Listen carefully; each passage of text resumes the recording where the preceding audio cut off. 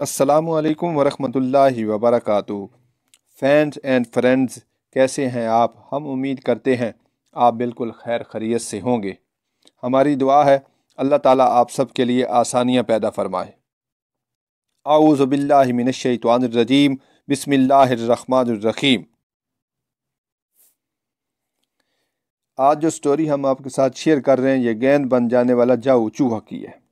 जाऊ चूहा इंडिया के अलावा यूरोप और एशिया के दूसरे ममालिक में पाए जाते हैं। अगरचे ये झैली तबके के यूथेरिया के गिरवा खुशरा खुरान से मुतल्लिक हैं, लेकिन ये चूहा मेंढक, अंडे, फल, नबातात और सांप खाते हैं।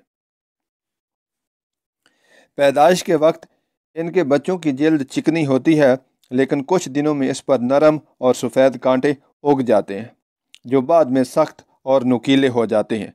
जाहू चूहा 20.32 से 22.86 इंच लंबे होते हैं। इनकी टांगें छोटी होती हैं, दुम भी काफ़ी छोटी होती है। इनकी नज़र तो कमज़ोर, लेकिन सूंघने की कुव्वत अज हद और तेज़ होती है।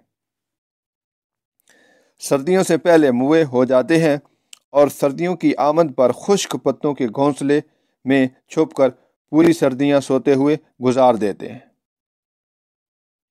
जाऊ चूहा दुश्मन से बचने के लिए अपने कांटों का सहारा लेता है।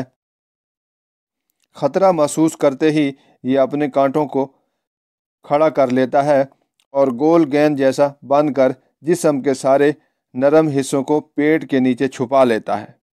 ऐसी हालत में अगर दुश्मन इस पर हमला करेगा तो नुकीले कांटों से जख्मी हो जाएगा और जाऊ को कोई नुकसान नहीं होगा। चालाक दुश्मन जाऊ चूहे इसकी खासियत से वाकिफ होते हैं और लोमड़ी के बारे में तो आपने ज़रूर सुन रखा होगा और इसकी चालों से भी आप ज़रूर वाकिफ होंगे। लोमड़ी जाऊ चूहे को जब गेंद की शक्ल में देखती है तो उसे लड़खड़ाते हुए पानी के किनारे ले जाती है। पानी में पहुंचते ही जाऊ चूहा अपने कांटों को खोलकर अपनी असल हालत में आ जाता है और लोमड़ी फौरन ही उसे झपट कर उसका नरम पेट फाड़ डालती है। ऐसी स्टोरीज के लिए हमारा चैनल हर दिन नया है को सब्सक्राइब करें। शुक्रिया, वस्सलाम।